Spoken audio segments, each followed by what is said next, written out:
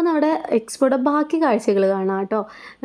ബേർഡ്സിൻ്റെ ഫിഷിൻ്റെ ഒക്കെ സെക്ഷൻ കഴിഞ്ഞ് വന്നപ്പോൾ ഇങ്ങനെ ഒരു സ്റ്റാളായിരുന്നു കേട്ടോ. പഴയകാല മിഠായികൾ എന്ന് പറഞ്ഞിട്ട് 20 രൂപയാണ് കേട്ടോ ഓരോ പാക്കറ്റിനും അവർ വാങ്ങിക്കുന്നത്. ഈ ഒരു മിഠായി എനിക്ക് ഭയങ്കര ഇഷ്ടമുള്ളതാണ് കേട്ടോ. സ്കൂളിൽ പഠിക്കുമ്പോൾ ഭയങ്കരമായിട്ട് ഇഷ്ടമുണ്ടായിരുന്നു. ഇതിൻ്റെ കൂട്ടത്തിൽ ഓരോ സ്റ്റിക്ക് വരെയായിരുന്നു കേട്ടോ, ആനിമൽസിൻ്റെയും ബേർഡ്സിൻ്റെ ഒക്കെ. അപ്പോൾ അത് കാണുന്നില്ലല്ലോ എന്ന് ഞാനിങ്ങനെ ഓർത്തു കേട്ടോ.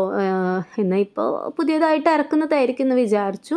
പക്ഷെ അല്ല കേട്ടോ, അതേ ആ ഒരു ഞാൻ കഴിച്ചിരുന്ന മിഠായി ഞാൻ പിന്നെ കണ്ടിട്ട് വേറെ പാക്കറ്റിൽ ഇതായിരുന്നു കേട്ടോ ആ മിഠായി. ഇതെനിക്ക് മാറിപ്പോയതാണ്. അപ്പോൾ അതൊക്കെ കണ്ടപ്പോൾ ഭയങ്കര ഇൻട്രസ്റ്റ് വന്നു കേട്ടോ.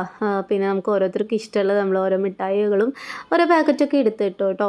പിന്നെ എനിക്ക് ഏറ്റവും ഒരു കൗതുകം തോന്നിയത് സിഗരറ്റ് മിഠായി കണ്ടപ്പോഴാണ് കേട്ടോ.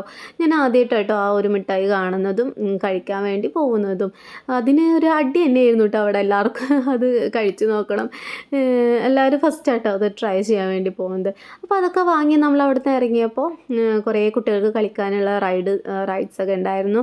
പിന്നെ ഗാനമേള ഉണ്ട് കേട്ടോ അവിടെ. ഫേമസ് ആയിട്ടുള്ളവരുടെ സേലിം കോടത്തൂർ അങ്ങനെയൊക്കെ ഉള്ളവരുടെ ഗാനമേള നടക്കുന്നുണ്ട്.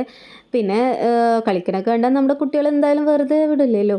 അപ്പോൾ താത്താരൊക്കെ കൂടി കുട്ടികളെ റൈഡ്സിലൊക്കെ കയറ്റാൻ വേണ്ടിയിട്ട് കൊണ്ടുപോയിട്ടുണ്ട്.